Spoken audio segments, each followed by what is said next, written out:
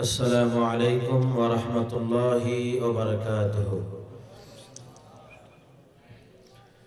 نحمده ونستعينه ونستغفره ونعوذ بالله من شرور أنفسنا ومن سيئات أعمالنا. من يهد الله فلا مضل له ومن يضلله فلا هادي له. ونشهد أن لا إله إلا الله وحده لا شريك له. ونشهد أن سيدنا وحبيبنا ومولانا محمدا عبده ورسوله الذي أرسله بالحق بشيرا ونذيرا وداعيا إلى الله بإذنه وسراجا منيرا. فقد قال الله تعالى في كلامه المجيد وفرقانه الحميد. زبان كله محبت سادة ورسوله بولي أعوذ بالله من الشيطان الرجيم. بسم الله الرحمن الرحيم. الذي خلق الموت والحياة ليبلوكم أيكم أحسن عملا. وقال تعالى في شان حبيبه آمرا ومخبرا إن الله وملائكته يصلون على النبي يا أيها الذين آمنوا صلوا عليه وسلموا تسليما.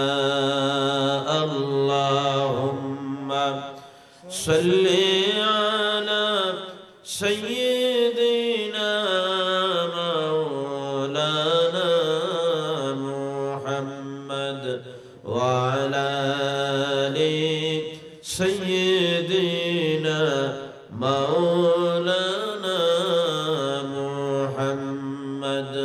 اللهم صل على سيدنا مولانا محمد وعلى آل سيدنا مولانا محمد.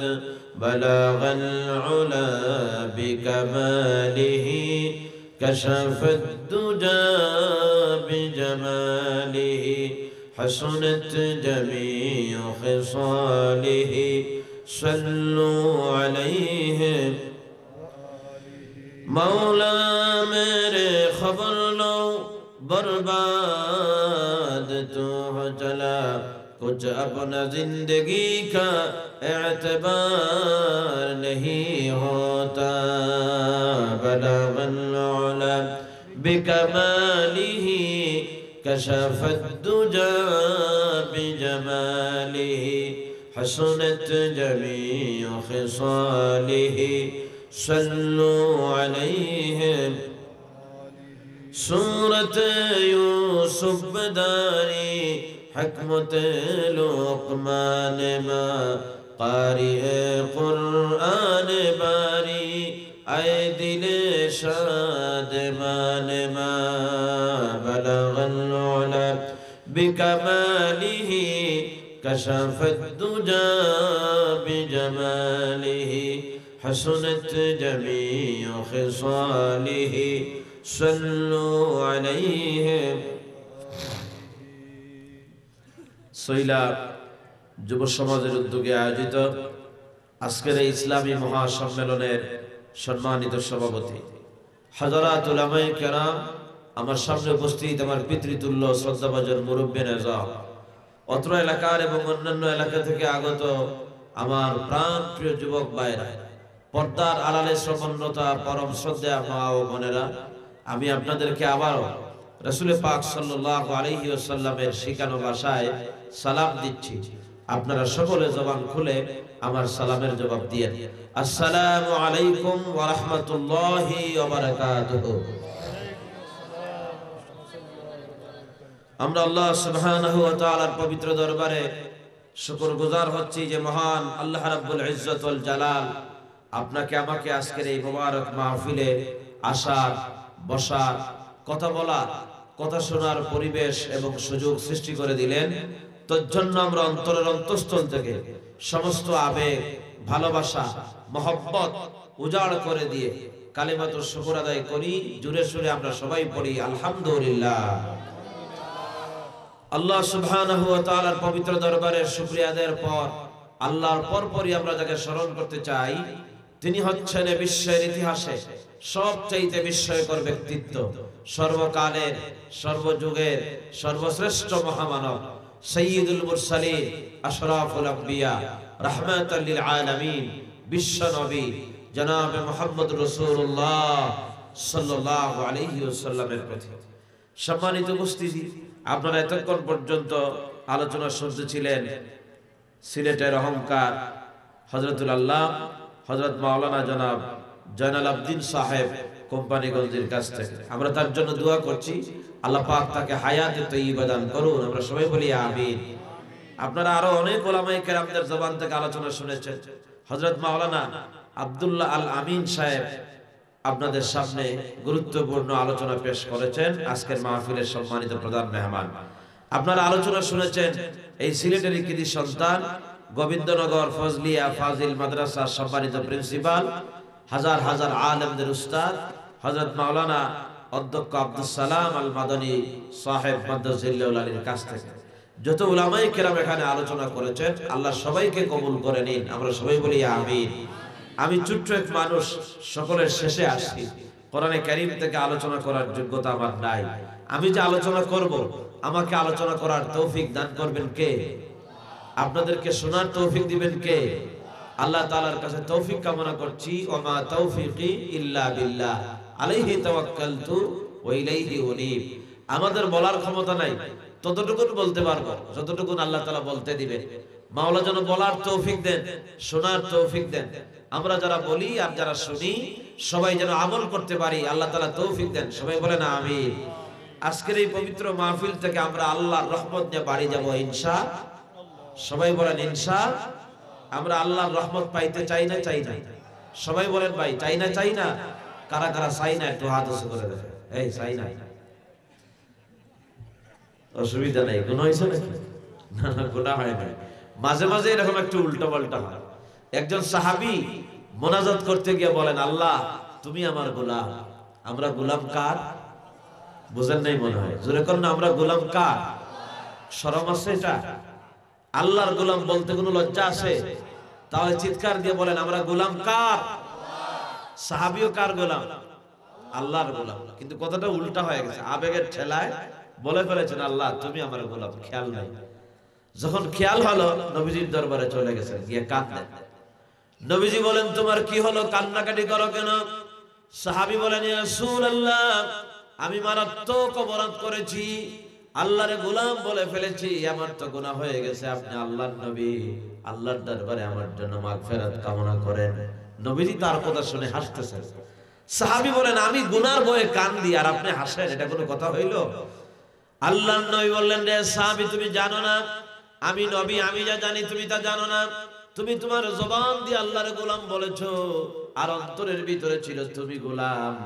আল্লাহ তোমার জবানের কথা কবুল করেন নাই, আল্লাহ পাক তোমার অন্তরের কথা সাথে সাথে কবুল করে নিয়েছে। আমরা সবাই আল্লাহর রহমত চাই না? চাই না? আল্লাহর রহমত আমরা সবাই পেতে চাই। যদি আল্লাহর রহমত পেতে চাই, আমাদেরকে দুইটা কাজ করা লাগবে। আল্লাহ রাব্বুল আলামিন বলেন, ইযা কুরিআল কুরআনু ফাসতামিউ লাহু ওয়া আনসিতু লাআল্লাকুম তুরহামুন। আল্লাহু আকবার। আল্লাহ বলেন, যখন তোমাদের সামনে কোরআনে কারীম তেলাওয়াত হয়, কোরআনের আলোচনা হয়, কোরআনের দর্শ দেওয়া হয়, কোরআনের তাফসীর করা হয়, ফাসতামিউ লাহু, এই কোরআনকে তোমরা মন দিয়ে শোনো। কি দিয়া শুনবো? মন দিয়া। সবাই বলেন কি দিয়া? এক কান দিয়ে ঢুকবে, আরেক কান দিয়ে বের হয়ে যাবে, ওইভাবে শুনলে হবে না। কত রকমের ওয়াজ আছে না আমাদের দেশে। সারা রাত আগে ওয়াজ হইতো, সকালবেলা বুড়ো মানুষ সারা রাত ওয়াজ শুনছে, নাতিরে গিয়ে বলতেছে তোর কপাল খারাপ, ওয়াজে গেলে না, আমি সারা রাত ওয়াজ শুনছি। তো নাতি কয় তুমি কি শুনছো? দাদা কয় মাওলানা সাহেব অনেক দূর থেকে আসছে, এসে এত সুন্দর সুন্দর ওয়াজ করছে যা কোনোদিন কোরআনেও শুনি নাই, হাদিসেও শুনি নাই, এরকমের ওয়াজ করছে। নাতি কয় তাহলে তো তুমি ভালোই ওয়াজ শুনছো, কোরআন হাদিস থেকে আরো মজা, আমার একটু শোনাও না, সারা রাত কি শুনলা? দাদা কয় আল্লাহর কসম সারা রাত শুনছি, এখন সকালবেলা একটা অক্ষরও মনে নাই। হয়েছে জি? আল্লাহর কালাম ওইভাবে শুনলে হবে না। আল্লাহ বলেন ফাসতামিউ লাহু, ফাসতামিউ মানে বাবে ইস্তেফাল থেকে আস, এর অর্থ হলো মন দিয়ে শোনো। যতক্ষণ আলোচনা চলবে দিলের কান দিয়ে শোনো, ওয়ান সিদওয়ান নীরব থাকো। এই দুইটা কাজ যারা করবে লাআল্লাকুম তুরহামুন, লাআল্লাকুম শব্দের অর্থ হলো সম্ভবত, কিন্তু মুফাসসিররা বলেছেন কোরআন শরীফে আল্লাহ যেখানে লাআল্লাকুম শব্দ ব্যবহার করেছেন ওখানে লাআল্লাকুম শব্দের অর্থ সম্ভবত নয়, কারণ কোরআন শরীফের ভিতরে কোনো সন্দেহ আছে নাকি? কোন আল্লাহর কালামের ভিতরে কোনো সন্দেহ আছে? যালিকাল কিতাব লা রাইবা ফীহি, এটা এমন একটা কিতাব বিন্দুমাত্র সন্দেহ নাই। কোরআনে কারীমে লাআল্লাকুম শব্দের অর্থ হলো অবশ্যই।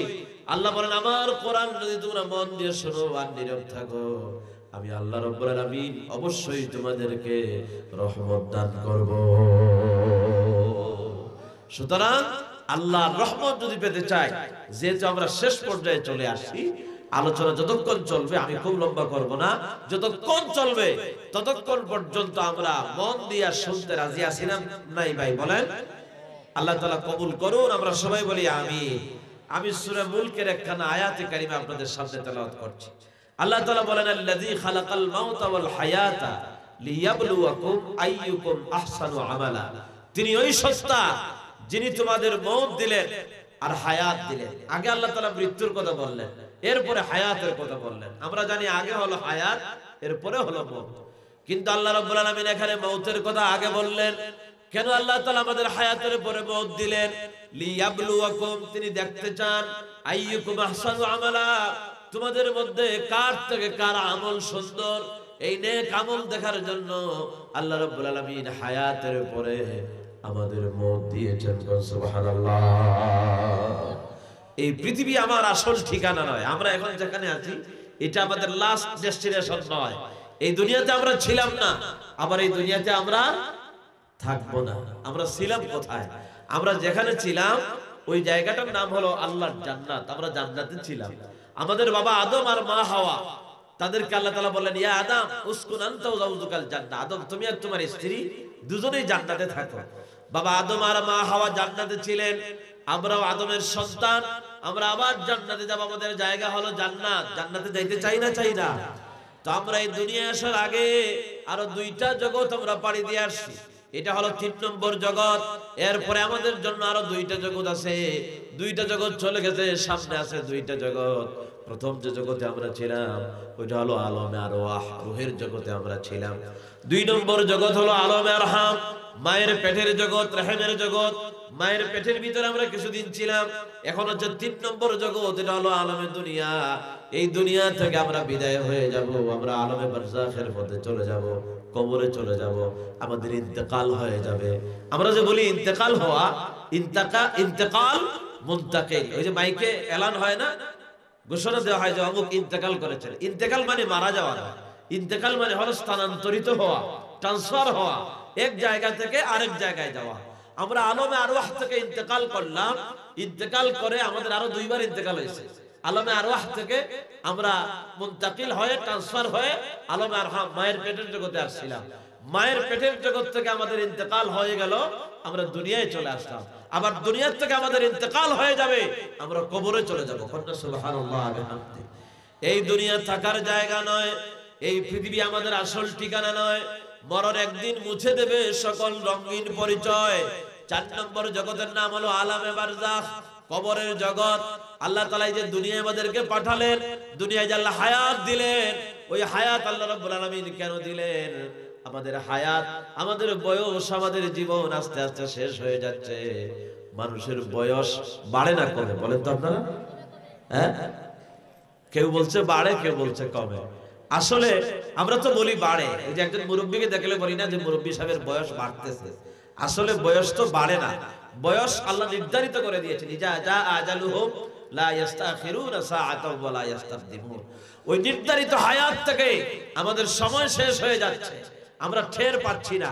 আল্লাহ তাআলা সূরা আসরের ভিতরে সময়ের কসম খাইলেন, ওয়াল আস, আল্লাহ বললেন সময়ের কসম, ইন্নাল ইনসানা লাফি খুসর, নিশ্চয় মানুষের জীবন হলো ক্ষতিগ্রস্ত। এই হায়াত শেষ হয়ে যাচ্ছে, আমাদের জীবন শেষ হয়ে যাচ্ছে, আমাদের জীবনের সুতায় টানা হচ্ছে, আমরা ধরা খেয়ে যাচ্ছি, আমরা টের পাচ্ছি না। এক সময় আমরা কবরে চলে যাব, ওটাই হলো আমাদের আসল ঠিকানা। সুবহানাল্লাহ, আমরা চলে যাব, আমরা ধরা খেয়ে যাব। মানুষের হায়াত কমতেছে, বয়স আস্তে আস্তে শেষ হয়ে যাচ্ছে। ওই যে বাচ্চারা যে গুড্ডি উড়ায় আকাশে, হাতের মধ্যে অনেকগুলি সুতা থাকে, গুড়িটা ছেড়ে দেয়, যত উপরে উঠে ওই যে সুতাটাও ছাড়তে থাকে, অনেক উপরে চলে যায়। সুতা যখন শেষ হয়ে যায় আর তো উপরে উঠতে পারে না। এবার আস্তে আস্তে সুতায় যখন টানে, তখন গুড্ডিটাকে উপরের দিকে উঠে না নিচের দিকে নামে, নিচের দিকে নামে, আস্তে আস্তে ওই যে সুতা গুটাইতে থাকে, সুতা গুটাতে গুটাতে এক সময় তার হাতের মধ্যে গুটিটা চলে আসে।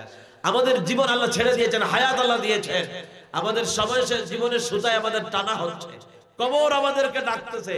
আমরা কোন ফাঁকে ধরা খেয়ে যাব আমরা জানি না, আমাদের সময় শেষ হয়ে যাচ্ছে। এই হায়াতটারে কাজে লাগা, আমাদের কবরে যাওয়া লাগবে। একজন আরবি কবি খুব সুন্দর করে বলেছেন, আল মাউতু কাসুন কুল্লু নাসিন শারিবুহা ওয়াল কবরু বাবুন কুল্লু নাসিন দাখিলুহা। মওত হচ্ছে এমন এক শরবতের পেয়ালা যা সবাইকে পান করতে হবে, আর কবর হলো এমন একটা দরজা যে দরজা দিয়া সবাইকে প্রবেশ করা লাগবে। ওই দরজা দিয়ে প্রবেশ করা লাগবে। লোকেরা মাছ ধরার জন্য করে কি, আপনাদের এলাকায় তো অনেক হাওর আছে, এই হাওর থেকে মাছ ধরার জন্য ওই যে জমিনের মধ্যে পানি আটকায়, আইলটা কাদা মাটি দিয়া উঁচু করে বাঁধতে রাখে, পানিগুলো জমা থাকে, এর মধ্যে মাছ থাকে। মাছগুলো ধরার জন্য ফন্দি করে, ওই যে মাছেরা দৌড়াদৌড়ি করে বের হইতে পারে না, যেহেতু আপনি কাদা মাটি দিয়ে আইলটা আটকায় রেখেছেন। এরপরে আইলের একটা অংশ কোদাল দিয়ে কাটা, ওখানে ওই যে বাঁশ দিয়ে বানায়, এগুলোর কি বলে আপনারা? ওই যে মাছ ধরে ডরি বলেন বা ফরিয়া বলেন বা সাই বলে অনেক এলাকায়। ওই মাছেরা দৌড়াদৌড়ি করে বের হওয়ার একটা রাস্তা পাইছে, ওই রাস্তা দিয়ে যখন বের হওয়ার জন্য চেষ্টা করে, তখন সব মাছগুলো আপনার জালের মধ্যে বা ফরিয়ার মধ্যে বা ডরির মধ্যে গিয়ে আটকা পড়লো, যাওয়ার আর কোনো জায়গা নাই। ঠিক এইভাবে আমাদেরও যাওয়ার জায়গা নাই, আমাদের কবর হচ্ছে শেষ ঠিকানা। সুবহানাল্লাহ, যেখানেই যান না কেন দেখবেন অনেক মানুষ বাড়ি হলো সিলেটে, চলে গেছে লন্ডনে, মারা যাওয়ার পর লাশটাও দেশে আসে না, ওখানে তার কবর হয়ে যায়। ওই জায়গায় বান্দার কবর হয় যে জায়গার মাটি দিয়ে আল্লাহ তাআলা বান্দাকে বানিয়েছেন। সুবহানাল্লাহ বিহামদি। আপনার আমার কবর সেই জায়গায় হবে যেখানের মাটি দিয়ে আল্লাহ তাআলা আপনাকে আমাকে বানিয়েছেন। আমাদের এই দেহটা কি দিয়ে বানানো? মাটি দিয়ে বানানো। এজন্য লাশটা যখন কবরে রাখা হয় তখন বলা হয় মিনহা খালাকনাকুম, পড়েন, মিনহা খালাকনাকুম ওয়া ফিহা নুঈদুকুম ওয়া মিনহা নুখরিজুকুম তারাতান উখরা। এ বান্দা, তোমার এই মাটি দিয়ে বানানো হয়েছিল, আবার এই মাটির ভিতরে রেখে গেলাম। লাশটা যখন রাখা হয় বলা হয় মাটির মধ্যে তোমারে রেখে গেলাম, আবার আল্লাহ রাব্বুল আলামিন এই মাটি থেকে তোমারে জিন্দা করবেন। আমাদের কবরে যাওয়া লাগবে, কবর হলো আমাদের ঠিকানা, এই দুনিয়া থাকার জায়গা নয়, আমরা কবরে চলে যাব। কবরে যাওয়ার পর আমাদের তিনটা প্রশ্ন করা হবে। এক নম্বর প্রশ্ন হলো আমার রাব্বুকা, তোমার রব কে? সবাই বলেন তো আমাদের রব কে? আমাদের রব হলেন আল্লাহ। দুই নম্বর প্রশ্ন হলো মা দীনুকা, তোমার দিন কি? আমরা বলবো দ্বীন আল ইসলাম। তিন নম্বর প্রশ্ন হবে ওমান নবিয়ুকা, তোমার নবী কে? আমরা বলবো আমাদের নবী হচ্ছেন বিশ্ব নবী জনাবে মুহাম্মদুর রাসূলুল্লাহ সাল্লাল্লাহু আলাইহি ওয়াসাল্লাম। কবরের তিনটা সওয়ালের জবাব যদি দিতে পারেন আল্লাহ তাআলা ফেরেশতাদেরকে বলবেন, এই ফেরেশতারা আমার বান্দার কবর আর জান্নাতের মধ্যে সুড়ঙ্গ তৈরি করে দাও। ফেরেশতারা আল্লাহর বান্দার কবরে আর জান্নাতের মধ্যে রাস্তা তৈরি করে দিবে। বান্দা যতদিন পর্যন্ত কবরে শায়িত থাকবে জান্নাতের সব নাজ নিয়ামত সে উপভোগ করতে পারবে। কবরটা আল্লাহ জান্নাত বানায় দিবেন যদি তিনটা সওয়ালের জবাব দিতে পারে। এখন এই তিনটা সওয়ালের জবাব দেওয়ার জন্য এই দুনিয়ায় প্রস্তুতি গ্রহণ করতে হবে, আল্লাহর গোলামি করতে হবে, আল্লাহর ইবাদত করতে হবে। তিনটা প্রশ্নের এক নম্বর প্রশ্ন হলো মার রব্বুকা, রবকে।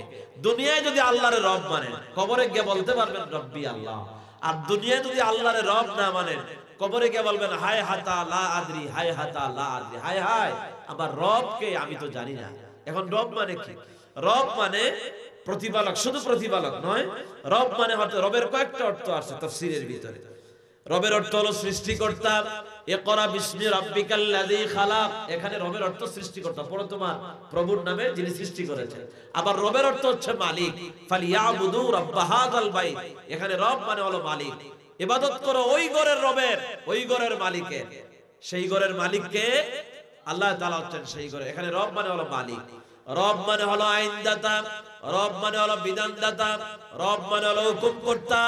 আল্লাহর আইন মানলেন, আল্লাহর রব মানলেন, আল্লাহর বিধান মানলেন, আল্লাহর রব মানলেন। আল্লাহর আইন যারা মানে না তারা আল্লাহর রব মানে না। এই জমিনে আইন চলবে কার? সবাই বলেন আইন চলবে কার? আল্লাহ। আল্লাহর আইন আছে নাকি? আছে না নাই বলেন তো? আল্লাহ আইন দিয়েছেন, সেই আইনের কিতাবের নাম হচ্ছে কোরআন শরীফ। আইনের কিতাবের নাম কি ভাই? এই কোরআন শরীফে আইনের কথা আছে না? চুরি করলে কি তার শাস্তি কি হবে কোরআন শরীফে আছে না নাই? এই কোরআনে কারীমে অনেক আইন আছে। মিরাজ বন্টন কেমন হবে সেই আইন আছে, অনেক আইন আল্লাহ রাব্বুল আলামিন কোরআনে কারীমে দিয়ে দিয়েছেন। এটা শুধু তাবিজের কিতাব নয়, আমরা এটারে তাবিজের কিতাব বানাইছি, কিন্তু আল্লাহ বলেন তিবিয়ানাল লিকুল্লি শাই, তোমার জন্য তোমার জীবনের জন্য যা যা দরকার সব আমি আল্লাহ তাআলা এই কোরআনে লিখে দিয়েছি। সুবহানাল্লাহ। এটা মুকাম্মাল নিজামে হায়াত, এটা কমপ্লিট কোড অফ লাইফ, একটা পরিপূর্ণ জীবন বিধান। এই কোরআন শরীফের ভিতরে ইতিহাসের কথা আছে, কোরআন শরীফের ভিতরে ভূগোলের কথা আছে, এই কোরআনে কারীমের ভিতরে সায়েন্সের কথা আছে, বিজ্ঞানের কথা আছে না নাই বলেন তো? আজকে মানুষের জ্ঞান কোথায় চলে গেছে চিন্তা করেন। মানুষ কত কিছু বানাচ্ছে, বানাতে বানাতে এখন মানুষের মতো মানুষও বানাচ্ছে। এই যে রোবট বানাচ্ছে না, এই যে কয়েক মাস আগে সিঙ্গাপুর থেকে একটা রোবট আনা হলো বাংলাদেশে, এর নাম কি? সুফিয়া। এই সুফিয়ারে আনতে খরচ করা হয়েছে 17 কোটি টাকা। 17 কোটি টাকা খরচ করে আনা হলো বঙ্গবন্ধু আন্তর্জাতিক সম্মেলন কেন্দ্রে। বাংলাদেশের প্রধানমন্ত্রী সুফিয়ার সাথে কথা বলবো, ইলেকট্রনিক্স এবং প্রিন্ট মিডিয়ার সাংবাদিকেরা সুফিয়ার সাথে কথা বললো। সুফিয়ারা যে কথা কয় সুফিয়া সেই কথার আনসার করে, প্রশ্ন করলে জবাব দেয়, সাথে সাথে জবাব দিতে পারে না। অনেক পরে ওর মাথায় তো অনেক সফটওয়্যার রাখা আছে, এগুলা দিয়ে চিন্তা ভাবনা করার পর আনসার করে, সাথে সাথে আনসার করতে পারে না। বর্তমান পৃথিবীর বিজ্ঞান চিন্তা করছে সামনে আর মানুষের দরকার নাই, মানুষের যে কাজগুলি সব এখন রোবট দিয়ে করা হবে। এটা সম্ভব না, ইম্পসিবল। কারণ মানুষকে আল্লাহ তাআলা আশরাফুল মাখলুকাত হিসাবে সৃষ্টি করেছেন। মানুষের সমকক্ষ পৃথিবীর বিজ্ঞান কখনো তৈরি করতে পারবে না, এটা সম্ভব নয়। একটা সুফিয়ার পেছনে যদি এত টাকা খরচ হয়, এর বানাইতে কত টাকা খরচ করা হয়েছে, তাহলে একটা মানুষের দাম কত চিন্তা করেন। মানুষের মূল্য আছে না নাই? সবাই বলেন ভাই মানুষের মূল্য আছে না নাই? মানুষের অনেক মূল্য আছে। আল্লাহ তাআলা কোরআনে কারীমের ভিতরে সায়েন্সের কথা রেখেছেন, বিজ্ঞানের কথা রেখেছেন। এখানে স্বরাষ্ট্রনীতির কথা আছে, এই কিতাবের ভিতরে পররাষ্ট্রনীতির কথা আছে, এখানে অর্থনীতির কথা আছে, এখানে আপনি দেশ কেমনে চালাবেন কোরআন শরীফে আছে না নাই? এটা সব কিছু আল্লাহ তাআলা এই কিতাবের ভিতরে রেখে দিয়েছেন। তিবিয়ানাল লিকুল মা ফাররাতনা ফিল কিতাবি মিন শাই। আল্লাহ বলেন তোমার জীবনের জন্য যা দরকার কোনো কিছু আমি বাকি রাখি নাই, সব আমার কিতাব কোরআনে কারীমে আমি লিপিবদ্ধ করে দিয়েছি। জোরে কোন সুবহানাল্লাহ।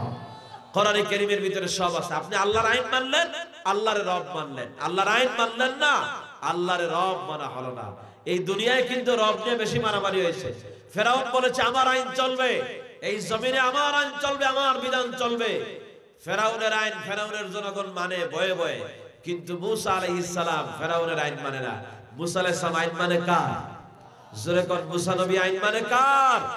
হক আর বাতিলের দ্বন্দ্ব আজকে নতুন নয়, এটা চিরন্তন, আগেও ছিল, এখনো আছে, কিয়ামত পর্যন্ত যতদিন দুনিয়া থাকবে হক আর বাতিলের দ্বন্দ্ব চলতেই থাকবে, ঠিক কিনা বলেন? এটা চিরন্তন, যুগে যুগে হক আর বাতিলের সংঘর্ষ হয়েছে। ফেরাউন বলল আমি হইলাম বড় রব, আমার আইন চলবে। মুসা আলাইহিস সালাম বলেন হায়াত আর মউতের মালিক ছাড়া কেউ রব হতে পারে না। ফেরাউন কয় মুসা আমিও তো হায়াত দিতে পারি, আমিও মউত দিতে পারি। তার জেলখানা থেকে দুইটা লোক ধরে আনলো, একটা নিরপরাধ ছিল আর একটা অপরাধী ছিল। যে নিরপরাধ ছিল হেরে মারলো, আর যে অপরাধী ছিল তারে ছেড়ে দিল। কয় দেখ আমি একটারে মারলাম আর একটারে চিন্তা করলাম, তার মানে ছেড়ে দিলাম, আমি তো হায়াত আর মউত দিতে পারি। মুসা আলাইহিস সালাম বলেন তুই যদি সত্যি রব হয়ে থাকিস তাহলে যারে শহীদ করেছ তারা যদি চিন্তা করতে পারো তাহলে তোমার রব মানতে পারি। আপনারা বলেন তো ফেরাউনের বাপের ক্ষমতা আছে না চিন্তা করা? মৃত্যুর পর হায়াত দিবেন কে? জোরে কর, মৃত্যুর পর হায়াত দেওয়ার মালিক কে? ফেরাউন আটকে গেল। আমার ভাইয়েরা, আল্লাহ রাব্বুল আলামিন ছাড়া আর কেউ রব হতে পারে না। আল্লাহ হচ্ছেন আমাদের রব। আল্লাহ রাব্বুল আলামিনকে আমরা রব বললাম। দুনিয়ায় যদি আল্লাহর আইন মানেন, আল্লাহর রব মানলেন, কবরে গিয়ে বলবেন রব্বি আল্লাহ। এরপরে 2 নম্বর প্রশ্ন করা হবে ওমা দীনুকা, তোমার দিন কি? সবাই বলেন তো আমাদের দিন কি? আরো জোরে কোন আমাদের দিনের নাম কি? দীনুল ইসলাম, আমাদের দিনের নাম হলো ইসলাম। ইন্নাদ দীনা ইনদাল্লাহিল ইসলাম, আল্লাহর নিকট গ্রহণযোগ্য একমাত্র জীবন ব্যবস্থার নাম হলো ইসলাম, শুধুমাত্র ইসলাম। ইসলাম যে কত বড় নিয়ামত, আমরা মুসলমান হয়েছি, আমরা পড়েছি লা ইলাহা ইল্লাল্লাহু মুহাম্মাদুর রাসূলুল্লাহ সাল্লাল্লাহু আলাইহি ওয়াসাল্লাম। আল্লাহ তাআলা আমাদের কত বড় নিয়ামত দিয়েছেন, আমাদেরকে মুসলমান করেছেন। আমরা খুশি না বেজার? আমি মুসলমান হয়েছে এজন্য খুশি না বেজার? জোরে কোন আলহামদুলিল্লাহ। কত বড় নিয়ামত ইসলাম। আমরা মনে করতেছি আজকে মুসলমানরা পদে পদে লাঞ্ছিত, আজকে আমাদেরকে মারে, হিন্দুরা আমাদেরকে মারে, বৌদ্ধরা আমাদেরকে মারে, খ্রিস্টানেরা আমাদেরকে মারে। সবাই ঐক্যবদ্ধ হয়ে মুসলমানদেরকে কেন মারে? মুসলমানরা তো নির্যাতিত জাতিতে পরিণত হলো কেন? বৌদ্ধরা দেখেন মায়ানমারে আমাদেরকে কিভাবে মারলো, কি অত্যাচার নির্যাতন করেছে। আমি কয়েক সপ্তাহ আগে কক্সবাজারের রামুতে গিয়েছিলাম ওই মজলুমদেরকে দেখার জন্য।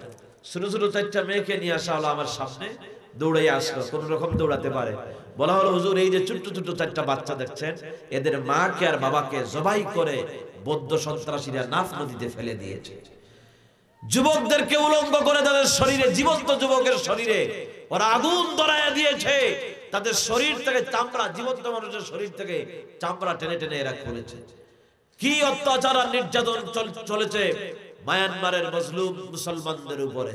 বাংলাদেশের মুসলমানরা অনেকে খারাপ মনে করে, আসলে বাংলাদেশের মানুষের চাইতে উদার মানুষ পৃথিবীতে আর একটাও নাই, ঠিক কিনা বলেন?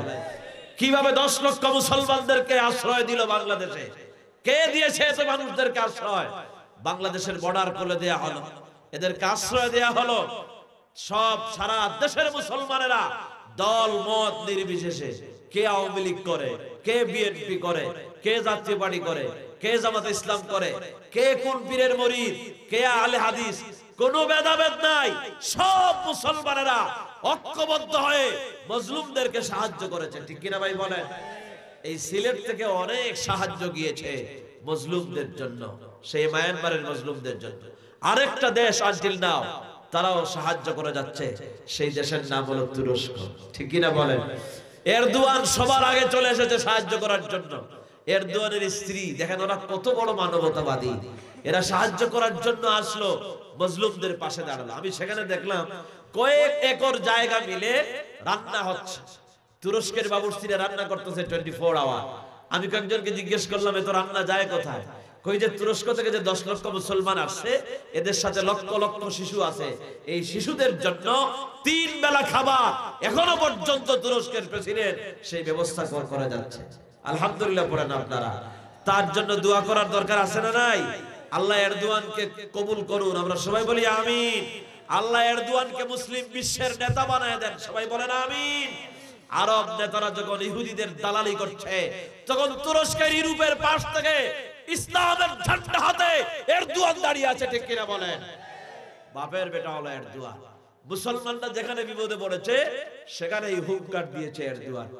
জেরুজালেম হচ্ছে ফিলিস্তিনের রাজধানী। আপনারা জানেন ইহুদিরা হলো বর্তমান পৃথিবীর সবচেয়ে অভিশপ্ত জাতি। সেই ইহুদিরা মুসলমানদের উপরে নির্যাতন করছে ফিলিস্তিনে। ফিলিস্তিন এটা মুসলিম রাষ্ট্র, ইসরায়েল নামে আলাদা কোনো রাষ্ট্র নাই। আপনি গুগলের ম্যাপে গিয়ে দেখেন ইসরায়েল আলাদা নামে কোনো রাষ্ট্রই নাই। ওদেরকে জায়গা দিল না, ব্রিটিশরা ওদেরকে তাড়ায়া দিল। ওরা গেল জার্মানিতে, হিটলার জার্মানিতে ইহুদিদেরকে মেরে শেষ করে দিল, কিছু ইহুদিকে রেখে দিল স্যাম্পল হিসাবে, যাতে পৃথিবীর মানুষেরা ভবিষ্যতে টের পায় ইহুদি কাকে বলে। এই জন্য কিছু ইহুদি রাখছে। সেই কিছু সংখ্যক ইহুদি কেউ যখন জায়গা দিল না, তখন ফিলিস্তিনের উদারপন্থী মুসলমানেরা তাদের বাড়িতে জায়গা দিল ইহুদিদেরকে। আজকে সেই ফিলিস্তিন থেকে মুসলমানদেরকে উৎখাত করার জন্য ইহুদিরা ষড়যন্ত্র করে, ঠিক কিনা বলেন? ওরা জেরুজালেম দখল করার জন্য বর্তমান আমেরিকার প্রেসিডেন্ট ডোনাল্ড ট্রাম্প, সেও ইহুদিদের তালে তাল মিলিয়েছে, ষড়যন্ত্র করতেছে। ক্ষমতায় আইসেই কয় জেরুজালেম হবে ইসরায়েলের রাজধানী। আরে বেটা, ইসরায়েল তো কোনো রাষ্ট্রই না। দীর্ঘদিন ধরে ফিলিস্তিনের রাজধানী হচ্ছে জেরুজালেম। আজ থেকে প্রায় ১৫০০ বছর আগে আমিরুল মুমিনিন উমর ইবনুল খাত্তাব রাদিয়াল্লাহু তাআলা আনহু যে জেরুজালেম জয় করেছিলেন, সেই সময় থেকে এখন পর্যন্ত মুসলমানদের হাতে জেরুজালেম আছে, ঠিক কিনা ভাই বলেন? আমাদের নবীজির মেরাজ হলো যে মসজিদে আকসা থেকে জেরুজালেম শহরে, সেই মসজিদে আকসা, সেই জেরুজালেমকে দখল করার জন্য ওরা ষড়যন্ত্র করে। তুরস্কের প্রেসিডেন্ট হুঙ্কার দিয়েছে, বাংলাদেশের প্রেসিডেন্ট সহ ৫৭ রাষ্ট্রের মুসলিম প্রধানরা ঐক্যবদ্ধ হয়েছে তুরস্কের ইস্তাম্বুলে। মুসলমানেরা জীবন দিবে, রক্ত দিবে, জেরুজালেম ইহুদিদের হাতে উঠাইয়া দেবে না, দেবে না, দেবে না, ঠিক কিনা বলেন? কারণ এই জেরুজালেম হচ্ছে মুসলমানদের সম্পদ, মুসলমানদের প্রথম কিবলা। ফিলিস্তিনের রাজধানী এটা কখনো ইসরায়েলের রাজধানী হতে জোরে কোন হতে পারে না। আজকে সবাই আমাদেরকে মারে কেন? সব ধর্মের লোকেরা দেখেন, ভারতে হিন্দুরা আমাদের মারতেছে, গুজরাটে মুসলমানদেরকে আগুন দিয়ে পুড়িয়ে দেওয়া হয়, কাশ্মীরে মুসলমানদেরকে মারা হয়, গরু জবাই করতে দেয় না আমাদেরকে ভারতে। তারপরে বৌদ্ধরা তো আমাদেরকে মারতেছে মায়ানমারে, ফিলিস্তিনে ইসরায়েলের ইহুদিরা আমাদেরকে মারে, আফগানিস্তানে আমেরিকা এবং ইংল্যান্ডের খ্রিস্টানেরা ঐক্যবদ্ধ হয়ে আফগানিস্তানে হামলা করলো, ইরাকে হামলা করলো। কেন মারে আমাদেরকে? সবাই আমাদের উপর অত্যাচার আর নির্যাতন চালায় কেন? তার মূল কারণ হচ্ছে সামনের পৃথিবী হবে ইসলামের পৃথিবী। সামনের পৃথিবী, সামনে যে দিন আসতেছে, ওই দিন আমেরিকার নেতৃত্ব দেবে মুসলমানেরা, ঠিক কিনা বলেন? ইংল্যান্ডের নেতৃত্ব মুসলমানদের হাতে চলে আসবে। আলহামদুলিল্লাহ বলেন না আলহামদুলিল্লাহ? এই জন্য সবার মাথা ব্যথা শুরু হয়েছে। এই যে ইংল্যান্ডে ইস্ট লন্ডন মসজিদ বানানো হয়েছে, এটা ইউরোপের ভিতরে সবচেয়ে বড় মসজিদ। এই সিলেটের লোকেরাই বানাইছে ইস্ট লন্ডন মসজিদ। হাজার হাজার মানুষ সেখানে নামাজ আদায় করতে পারে। ওখানে আপনার খ্রিস্টানদের চার্চ ছিল, খ্রিস্টানরা তাদের উপাসনালয় এখন আর যায় না, ওরা চার্চগুলো বিক্রি করে দিচ্ছে, আর মুসলমানরা কিনে কিনে মসজিদ আর মাদ্রাসা নির্মাণ করতেছে। ইংল্যান্ডে আগে কোনো মসজিদ ছিল না, মাদ্রাসা ছিল না, এখন হাজার হাজার মসজিদ আর মাদ্রাসা হয়ে যাচ্ছে। জোরে বলবেন না সুবহানাল্লাহ? আল্লাহু আকবার, জোরে বলেন আল্লাহু আকবার। আমেরিকাতে হাজার হাজার মুসলমান হয়ে যাচ্ছে। যে আমেরিকার বুশ ব্লেয়াররা আমেরিকা এবং ব্রিটেন ষড়যন্ত্র করেছিল ইসলাম বিদায় করে দিবে, টুইন টাওয়ারে হামলার পর টুইন টাওয়ারে হামলা ওরা নিজেরাই করছে, দুষ্টা চালাইছিল মুসলমানদের উপরে। আমেরিকার খ্রিস্টানরা চিন্তা করলো যে মুসলমানরা টুইন টাওয়ারে হামলা করলো কেমনে। ওরা গবেষণা আরম্ভ করলো ইসলামকে নিয়ে। ইসলাম জানার জন্য কোরআন শরীফ পড়া শুরু করলো আমেরিকার খ্রিস্টানেরা। কোরআন শরীফ পড়ে পড়ে দেখে এই কোরআনের ভিতরে জঙ্গিবাদের কথা নাই, এখানে মারামারি কথা নাই, শান্তি আর শান্তি। আমেরিকাতে টুইন টাওয়ার হামলার পর প্রতি বছর ২৫০০ ৩০০০-এর উপরে মুসলমান হয়ে যাচ্ছে। আল্লাহু আকবার বলেন। এই যে ইসলামের বিজয় আসতেছে, সামনের পৃথিবী হবে ইসলামের পৃথিবী। এই জন্য সব ধর্মের লোকেরা ঐক্যবদ্ধ হয়ে গেছে, সবাই ঐক্যবদ্ধ হয়ে মুসলমানদের উপর অত্যাচার আর নির্যাতন চালাচ্ছে। ওরা আমাদেরকে মারে, মারার পর উল্টা আমাদেরকে সন্ত্রাসী বলে, ঠিক কিনা বলেন? জোরে কোন ঠিক কিনা? এই ষড়যন্ত্র করে কোনো লাভ হবে না। যেখানে ইসলাম মুসলমানদের উপরে, আল্লাহর কোরআনের দায়ীদের উপরে যেখানে আঘাত আসবে, সেখানে আল্লাহ পাক তার কোরআনকে, দ্বীনকে বিজয়ী করে দিবেন, ঠিক কিনা বলেন? এই ওয়াদাটা কার? জোরে কোন ওয়াদা কার? আপনারা হতাশ হয়েন না, ভয় পাবেন না, বাতিলের ষড়যন্ত্র দেখে ভয় পাবেন না। আল্লাহ বলেন যে ষড়যন্ত্র কানা দাইফা, এটা হচ্ছে অত্যন্ত দুর্বল। মাকড়সার জাল আপনারা চিনেন, কোরআন শরীফে একটা সূরা আছে আনকাবুত নামে। আনকাবুত মানে হলো মাকড়সা। মাকড়সার জাল হলো দেখতে মনে হয় একটা বিশাল জাল, যে জালটা বনে, আসলে এই জালটা শক্তিশালী না দুর্বল? হ্যাঁ, একটু হাত দিয়ে টাচ করেন দেখবেন ছিন্ন ভিন্ন হয়ে গেছে। বাতিলের ষড়যন্ত্র দেখে ভয় পাবেন না। যতই ষড়যন্ত্রের জালের আবিষ্কার করুক না কেন, এই ষড়যন্ত্র টিকবে না, এরা পরাজিত হবে। আল্লাহ পাক তার দ্বীনকে বিজয়ী করবেন ইনশাআল্লাহ। ঠিক কিনা ভাই বলে?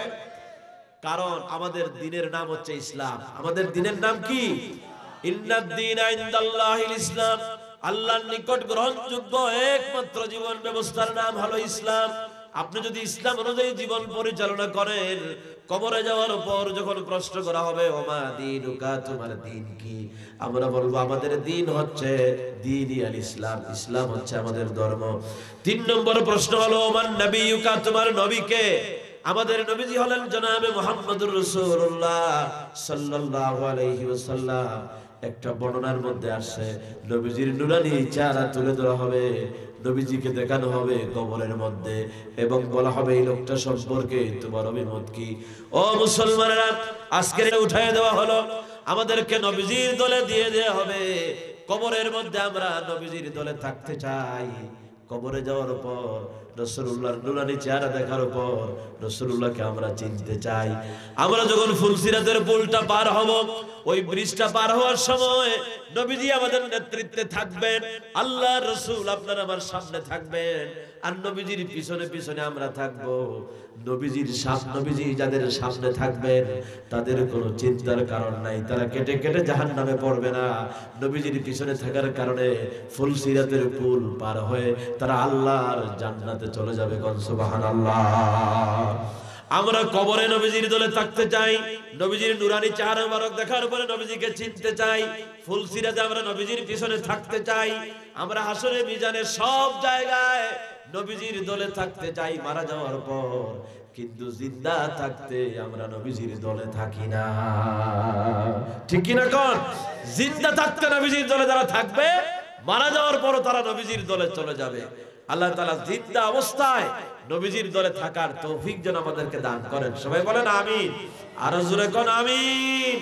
ও মুসলমানেরা, এই 3টা প্রশ্নের জবাব দেওয়ার জন্য এখন থেকে প্রস্তুতি নেন। বিশেষ করে আমি রাসূল পাক সাল্লাল্লাহু আলাইহি ওয়াসাল্লামের ব্যাপারে বলতে চাই, নবীজিকে কবরে কারা চিনবে, কারা দেখার পর বলবে ইনি হচ্ছেন আমাদের নবী, বিশ্ব নবী, বিশ্ব নেতা মুহাম্মদুর রাসূলুল্লাহ সাল্লাল্লাহু আলাইহি ওয়াসাল্লাম।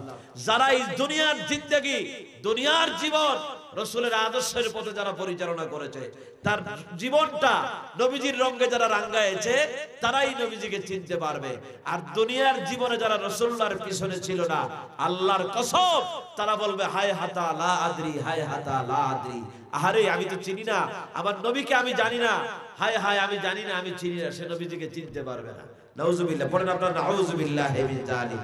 এইজন্য রাসূল করিম সাল্লাল্লাহু আলাইহি ওয়াসাল্লামের আদর্শ দিয়া জীবনটা পরিচালনা করেন, নবীজির ইতাআত করেন। নবীজির ভালোবাসা মানে কি? নবীজির ভালোবাসা মানে নবীজির ইতাআত করা। ইতাআত মানে অনুসরণ করা। 3টা শব্দ, অনুসরণ, অনুকরণ, অনুগমন, একই অর্থ দেয়। অনুগমন মানে পিছনে পিছনে যাওয়া, অনুগমন, অনু মানে পিছনে, গমন মানে যাওয়া, অনুগমন মানে পিছনে পিছনে যাওয়া। রাসূলুল্লাহর পিছনে থাকেন। এই দুনিয়ায় নেতা হিসাবে বিশ্ব নেতা হচ্ছেন মুহাম্মদ রাসূলুল্লাহ সাল্লাল্লাহু আলাইহি ওয়াসাল্লাম। রাসূলুল্লাহকে আপনার সামনে দেন, আপনি পিছনে থাকেন, রাসূলের নেতৃত্ব আপনি গ্রহণ করেন। যদি রাসূল করিম সাল্লাল্লাহু আলাইহি ওয়াসাল্লামের নেতৃত্বে আপনার জীবন পরিচালনা করেন, কবরে গিয়ে বলবেন মুহাম্মদ রাসূলুল্লাহ সাল্লাল্লাহু আলাইহি ওয়াসাল্লাম হচ্ছেন আমাদের নবী। জবাবটা আপনি দিতে পারবেন। আর দুনিয়ায় যদি নবীজিকে না মানেন, খালি রবিউল আউয়াল মাস আসলে পরে কিছু আশিক রাসূল আমাদের সমাজে দেখা যায়, আছে না নাই ভাই বলেন তো? শুধু রবিউল আউয়াল মাস নয়, রাসূলুল্লাহকে প্রতিটা মুহূর্তে অনুসরণ করা যায়, অনুকরণ করা যায়।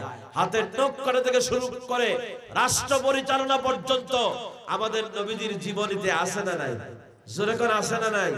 রাসূল করিম সাল্লাল্লাহু আলাইহি ওয়াসাল্লামের জীবন এত সুন্দর ছিল, শুধু নবুয়তের জীবন নয়, গোটা জীবন আপনি অনুসরণ করবেন। আল্লাহ রসুলকে ফলো করা যায় জন্ম থেকে নিয়ে মৃত্যু পর্যন্ত। শিশু নবীর কাছ থেকে আদর্শ নিতে পারবে, যে মায়ের কোলে থাকে সেও নবীর কাছ থেকে আদর্শ নিতে পারবে। হযরতে হালিমা বলেন, আমি শিশু মুহাম্মদ সাল্লাল্লাহু আলাইহি ওয়াসাল্লামকে যখন আমার বাড়ি নিয়ে আসলাম, ওই সময় আরেকটি মেয়ে ছিল আমার কোলে, যার নাম ছিল সায়মা। ওই সায়মা আমার দুধ পান করত, আর শিশু মুহাম্মদ সাল্লাল্লাহু আলাইহি ওয়াসাল্লাম দুধ পান করতেন। ওই মেয়েটি যেখানে মুখ লাগায় দুধ পান করে, শিশু মুহাম্মদ সাল্লাল্লাহু আলাইহি ওয়াসাল্লাম সেখানে মুখ লাগায় দুধ পান করে না। হালিমা বলেন, আমি ব্যর্থ হলাম, আমি বুঝতে পারলাম কোলে থাকা অবস্থায় শিশু মুহাম্মদ অন্যের অধিকার নষ্ট করে না। সুবহানাল্লাহ। রাসূলুল্লাহ শিশুর জন্য আদর্শ, আল্লাহর নবী যুবকের জন্য আদর্শ। ও যুবকেরা, ফাইনা তাযহাবুন, তোমরা কোন দিকে দৌড়াও? এই যৌবন কালটা কাজে লাগাও। জীবনে যৌবনের সময়টা হচ্ছে সবচেয়ে গুরুত্বপূর্ণ সময়। রাসূলুল্লাহ বলেছেন, 7 প্রকারের মানুষকে আল্লাহ রাব্বুল আলামিন তার আরশের নিচে জায়গা করে দিবেন বিপদের দিনে। আরশের নিচে 7 প্রকারের মানুষ জায়গা পাবে। এর মধ্যে এক প্রকার হচ্ছে ওই যুবক যে তার যৌবন কালটা আল্লাহর দ্বীনের পথে, ইবাদতের পথে কাটায় দিয়েছে। কোন সুবহানাল্লাহ। এই যুবক, নবীজির আদর্শ আল্লাহর কোরআন তোমার হাত টানে দিয়ে ডাকে, কোন নেতার পিছনে দৌড়াও? তুমি যে স্লোগান দাও তোমার নেতার চরিত্র সম্পর্কে, দেখবেন যুবকেরাই তো স্লোগান দেয় না। নেতাগুলি আসলে কি রকমের স্লোগান দেয়? কই আমার নেতার চরিত্র ফুলের মতো পবিত্র, নামাজ পড়ে না এক ওয়াক্ত, শয়তানের ভক্ত। এরকমের নেতা আছে না নাই? বলেন তো, কেন ওই নেতার পিছনে যাও? যেই নেতা মাইকের সামনে দাঁড়ায় আল্লাহর নাম নেয় না, রাসূলের নাম নেয় না, আল্লাহর কোরআনের একটা আয়াতও পড়ে না, সেই নেতার পিছনে তুমি কেন দৌড়াও? ওই নেতাগুলিও জাহান্নামে চলে যাবে, যেহেতু কোরআন হাদিস মানে না, নবীজির আদর্শ মানে না, তোমাদেরকেও জাহান্নামে নিয়ে যাবে।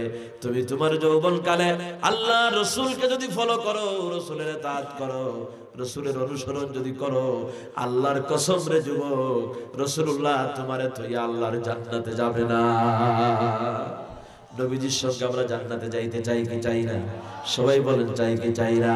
আমি যুবকদেরকে, বিশেষ করে এই যুব সমাজকে, আজকের মাহফিলে যত যুবকেরা এসেছো, যুবকদেরকে আমি উদাত্ত আহ্বান করব, এই যুবকেরা নবীজির সঙ্গে যদি জান্নাতে যেতে চাও, আল্লাহর নবী বলেছেন, মান আহাব্বা সুন্নতি ফাকাদ আহাব্বানি, যে আমার সুন্নাহ ভালোবাসে সে আমারে ভালোবাসে।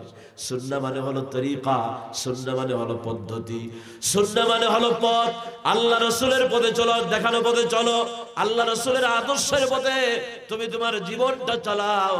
রাসূলুল্লাহ বলেছেন, আমার সুন্নাহ ভালোবাসলো আমারে ভালোবাসলো।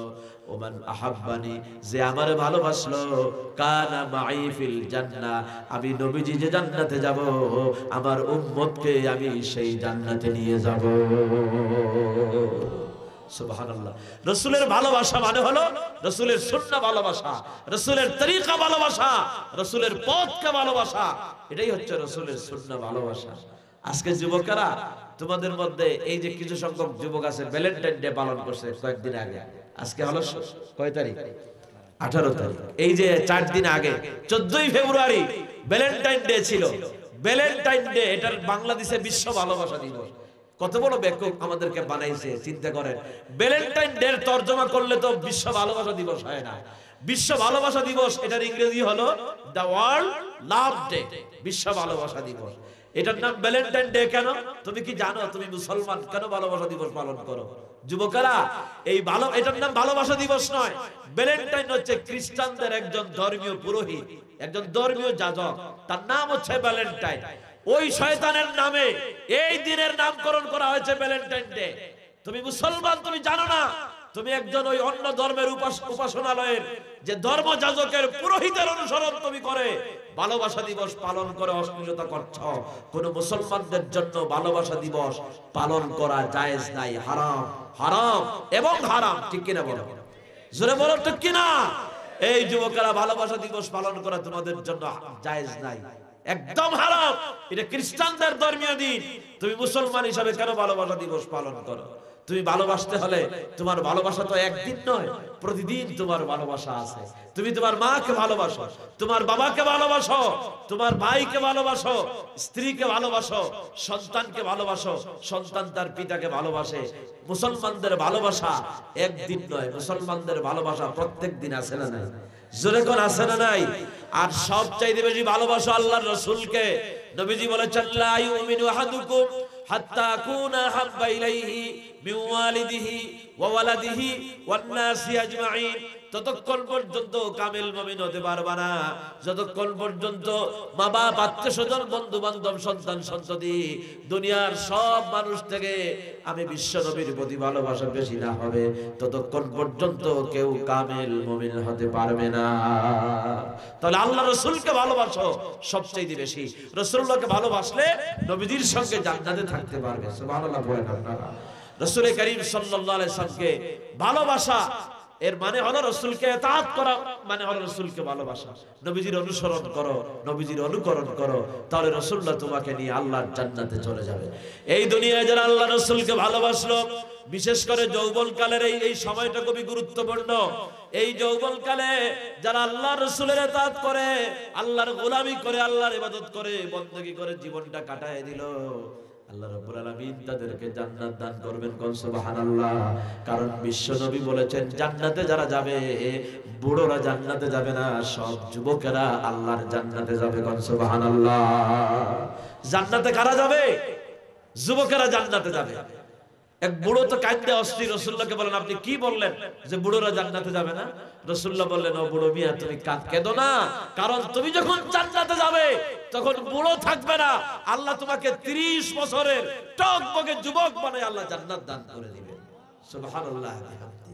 আজকের মাহফিলের আয়োজন করেছে সইলা যুব সমাজ। আপনারা খুশি না বেজার? জোরে কোন খুশি না বেজার? এই যুব সমাজ তো মাহফিলের আয়োজন করার কথা না, কারণ টকবকে যৌবন, এই সময় তো তারা গান করতে পারত, ঠিক কিনা ভাই? শয়তানেরা গান করে, আর যারা রাসূলুল্লাহকে ভালোবাসে, আল্লাহর দ্বীনকে ভালোবাসে, আল্লাহর কোরআনকে যারা ভালোবাসে, তারা ইসলামী সম্মেলন করে, ঠিক কিনা বলে? এই যুবকদেরকে আমি আমার অন্তরের অন্তঃস্থল থেকে মোবারকবাদ জানাই। আল্লাহ সহিলা যুব সমাজের যে যত যুবকগুলি কোরআনের জন্য, মাহফিলের জন্য কাজ করলো, আল্লাহ যেন এদের জিন্দেগীর সমস্ত গুনাহ খাতা মাফ করে দেন। সবাই বলেন আমিন। আরো জোরে বলেন আমিন। আরো জোরে বলেন আমিন। এই দুনিয়া থাকার জায়গা নয়, যৌবনকালটা খুবই গুরুত্বপূর্ণ। এই যৌবনকালটা কাজে লাগান।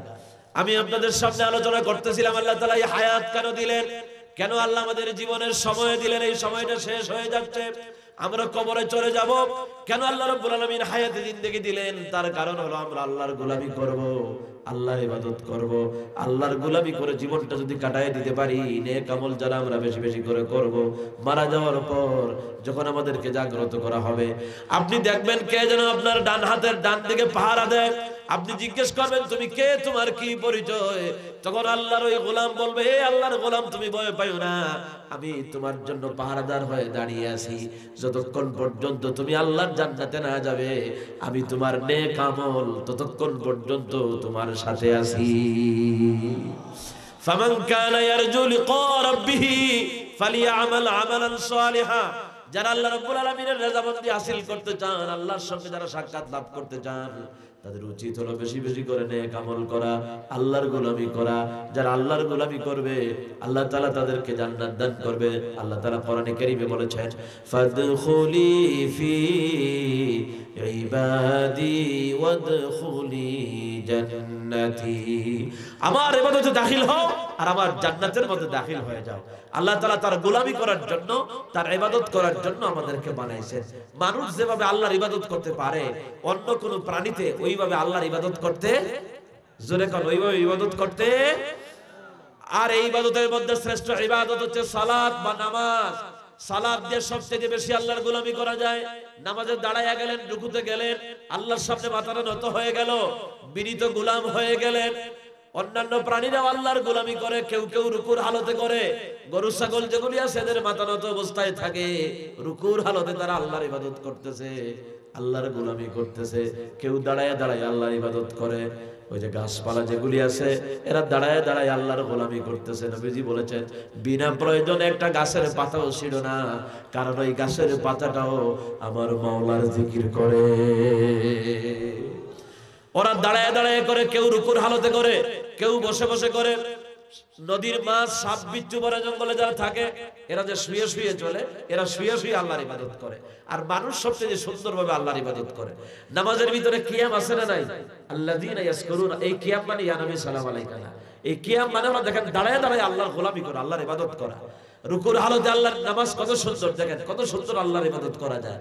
আবার সিজদায় যখন গেলাম, তখন আল্লাহর মাঝে আর বান্দার মাঝে কোনো পার্থক্য থাকলো না। এই যে কপাল আল্লাহ দিলেন, চিন্তা করেন, এই কপালের উপরে কোনো লোম নাই, চুল নাই, নাকের উপরে কোনো চুল নাই। আপনি যখন সিজদা দিবেন, এই কল্পনা করবেন, আমার কপাল আর নাক আমি যেখানে রাখতেছি, ওখানে আমার আল্লাহর কুদরতি পা আছে। আল্লাহর কিন্তু পা নাই, আল্লাহর কিন্তু হাত নাই, কিন্তু কোরআন শরীফে বলা হয়েছে ইয়াদুল্লাহ ফাওকা আইদিহিম, আল্লাহর কুদরতি হাত আছে, আল্লাহর কুদরতি পা আছে। সিজদা দেওয়ার সময় মুসলমানেরা এই কল্পনা করবে, আমার কপাল আর নাক যেখানে রেখে দিলাম, আল্লাহ রাব্বুল আলামিনের কুদরতি পা আছে, ওই আল্লাহর পায়ের উপর কপাল রেখে দিয়ে বললাম, আল্লাহ আমি আর কারো গোলাম নয়, আমি একমাত্র তোমার গোলাম। কত সুন্দর আপনি আল্লাহর গোলামি করছেন সিজদা দিয়া। আল্লাহ তাআলা গোলামি করার জন্যই আমাদেরকে দুনিয়ায় পাঠাইছেন।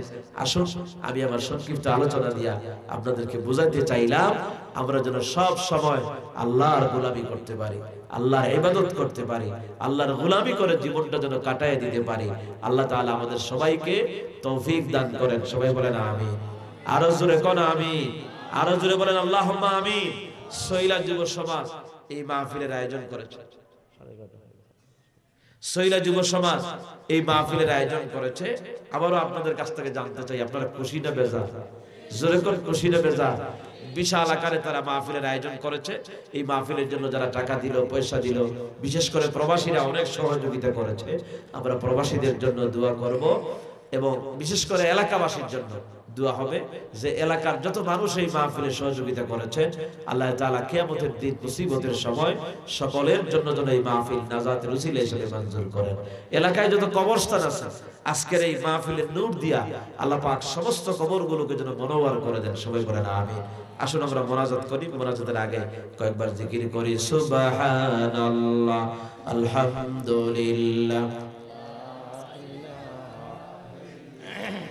সুবহানাল্লাহ, আলহামদুলিল্লাহ, লা ইলাহা ইল্লাল্লাহ, সুবহানাল্লাহ, আলহামদুলিল্লাহ, লা ইলাহা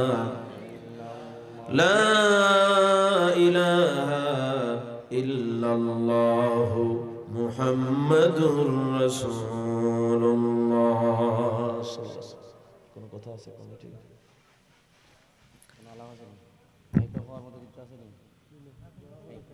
اللهم آمين. الحمد لله الذي هدانا لهذا وما كنا لنهتدي لولا أن هدانا الله لقد جاءت رسل ربنا بالحق سمعنا وأطعنا غفرانك ربنا وإليك المصير. ربنا ظلمنا أنفسنا وإن لم تغفر لنا وترحمنا لنكونن من الخاسرين. ربنا آتنا في الدنيا حسنة وفي الآخرة حسنة وقنا عذاب النار. اللهم اعتق رقابنا من النار، اللهم اعتق رقابنا ورقاب آبائنا وأمهاتنا من النار. আল্লাহ তাআলা সৈলা যুব সমাজের উদ্যোগে আজকের ইসলামী মহাসম্মেলনে গভীর রাতে ওলামায়ে কেরামদেরকে নিয়ে, সাদা দাড়িওয়ালা মুরব্বিয়ে আযম যুবক ভাইদেরকে নিয়ে, মাসুম বেগুনা বাচ্চারা আছে, সবাই আমরা একত্রিত হয়ে তোমার আরশে আজিমের দিকে দুইখানা হাত জোড় করে উঠাইয়া দিলাম। আল্লাহ আমাদের মেহেরবানি করে আমাদের সকলের জোড় হাতগুলোকে তোমার দরবারে কবুল আর মঞ্জুর করে নাও। আমরা বড় গুনাহগার, অপরাধ করে করে জীবন বরবাদ করে ফেলেছি, জেনেও গুনাহ করেছি, না জেনেও গুনাহ করেছি, বয়সের কারণে, পরিবেশের কারণে, শয়তানের ওয়াসওয়াসায় পড়ে কবিরা গুনাহ, সগীরা গুনাহ, শিরকের গুনাহ, বেদাতের গুনাহ, যত অপরাধ আমাদের আমলনামায় হয়ে গেছে, আল্লাহ তোমার গফুর নামের উসিলায় আমাদের তামাম জিন্দেগির গুনাহ খাতা মাফ করে দাও। আমাদের আব্বা আম্মার জীবনের সমস্ত অপরাধগুলো মাফ করে দিও। আমাদের আব্বা জান যাদের মারা গেছে, আল্লাহ আমাদের আব্বার কবরকে তুমি জান্নাতের বাগান বানাইয়া দাও। জনম দুখনি মা যার দুনিয়ায় নাই, আল্লাহ মায়ের কবরকে তুমি জান্নাতুল ফেরদাউস বানাও। মায়ের কথা কেমনে বলা যায়, কত কষ্ট করে মা পেটে বোঝা বহন করেছিল। আমরা যখন মায়ের পেটে ছিলাম, মাকে পা দিয়া লাথি মেরেছি, মাথা দিয়ে আঘাত করেছি, নড়াচড়া যখন করতাম মায়ের বেদনা শুরু হয়ে যেত। এক একটা বেদনা ডাক্তাররা বলেছে এক একটা সাকরাতের আযাবের চাইতে কম নয়। রব্বুল আলামিন মায়ের পেটে থাকার কারণে মায়ের খাবারের রুচি নষ্ট হয়ে গেছে, রান্না বান্না করে সবাইকে খাওয়াইছে, কিন্তু মা খেতে পারে নাই। ডেলিভারির সময় মা জিহাদের ময়দানের মতো রক্তাক্ত হয়ে গেল। এই জনম দুখনি মা যার মারা গেল, মাওলা রে মায়ের কবরে জান্নাতের বিছানা বিছায়া দাও। রাব্বির হামহুমা কামা রাব্বায়ানি সগীরা। সবাই পড়েন রাব্বির হামহুমা কামা রাব্বায়ানি সগীরা, রাব্বির হামহুমা কামা রাব্বায়ানি সগীরা। আল্লাহ তাআলা এই সইলা যুব সমাজকে তুমি কবুল আর মঞ্জুর করো। যুব সমাজ আজকে যে মাহফিলের আয়োজন করলো, কিয়ামতের দিন মুসিবতের সময় এই মাহফিল তাদের জন্য নাজাতের উসিলা হিসেবে মঞ্জুর করে নিও।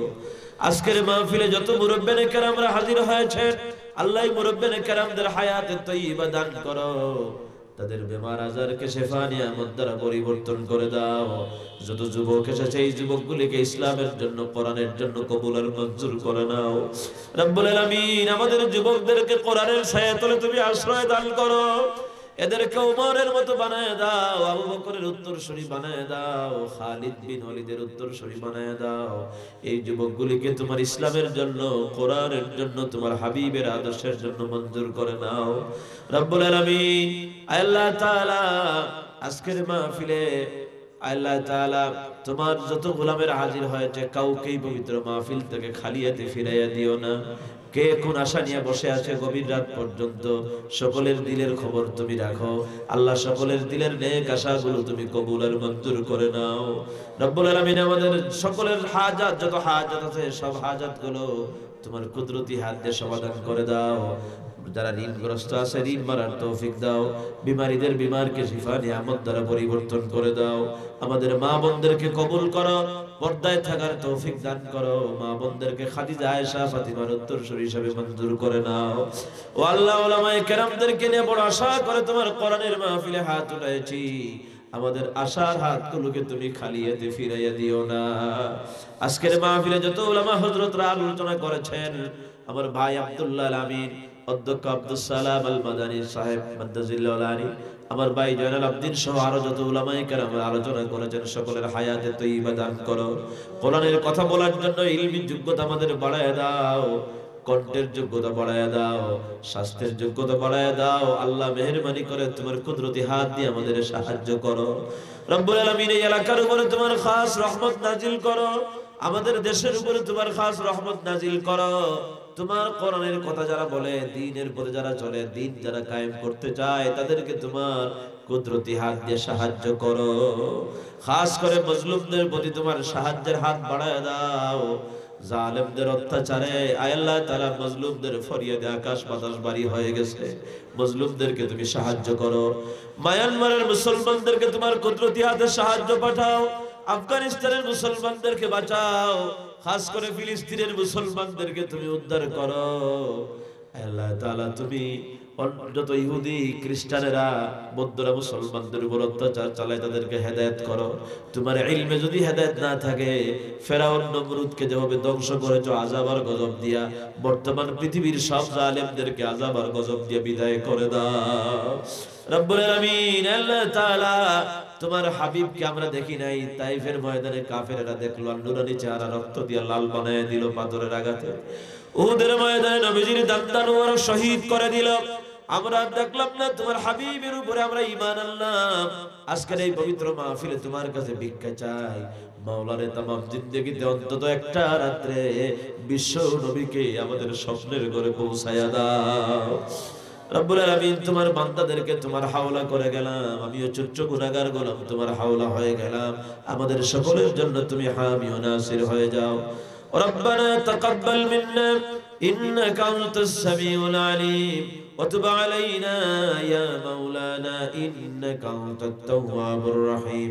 সুবহান রাব্বিকা রাব্বিল ইজ্জাতি আম্মা ইয়াসিফুন ওয়া সালামুন আলাল মুরসালিন ওয়ালহামদুলিল্লাহি রাব্বিল আলামিন ওয়াজআল آخر كلامنا عند الموت بحق كلمة طيبة لا إله إلا الله محمد رسول الله.